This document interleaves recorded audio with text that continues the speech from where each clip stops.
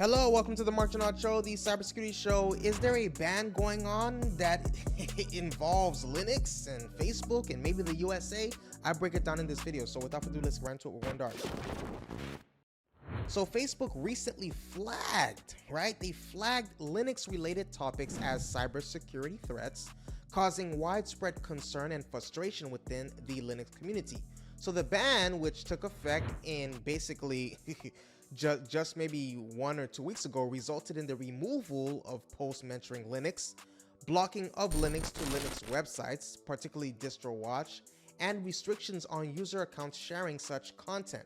So the social media platform's actions affected multiple Linux groups and discussions, with users reporting their posts being removed and accounts locked or limited. So DistroWatch, which is a popular Linux news and discussion site, was at the center of the controversy, as it was one of the first to notice and report the issue. However, as of January 30th, 2025, Facebook admitted that the Linux topic crackdown was in error, wink wink, in error, and has since been addressed.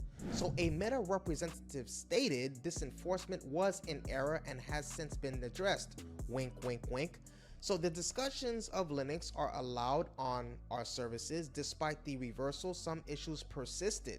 So District Watch reported that while the ban on their links were lifted, their accounts still appeared to be locked. So the incident highlighted concerns about Facebook's content moderation practices and raised questions about the platform's new approach to fact-checking.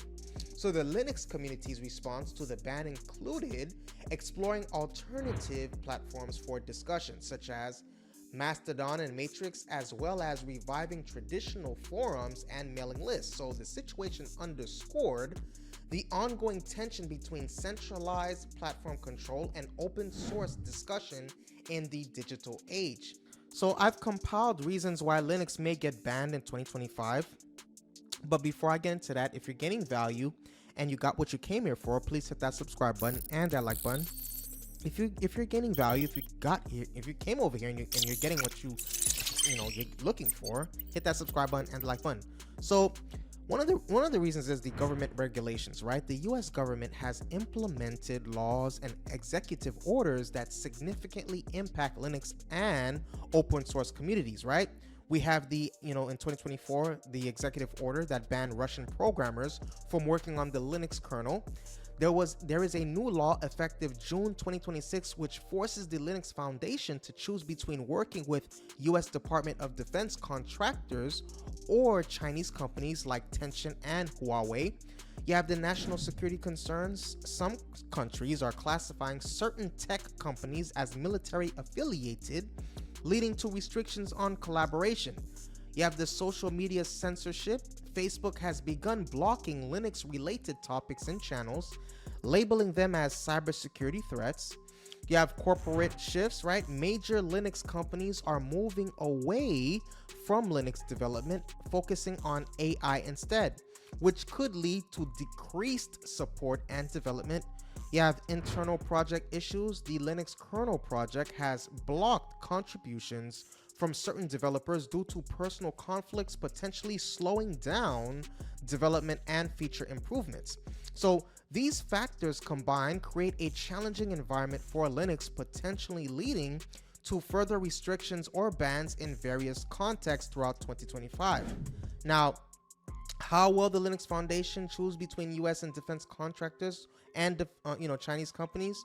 Now, with that June 2026 law, which forces foundations to choose between US and the Chinese, right? It's basically because of, you can say, Huawei and Tencent, right, which currently sit on the Linux Foundation's board of directors.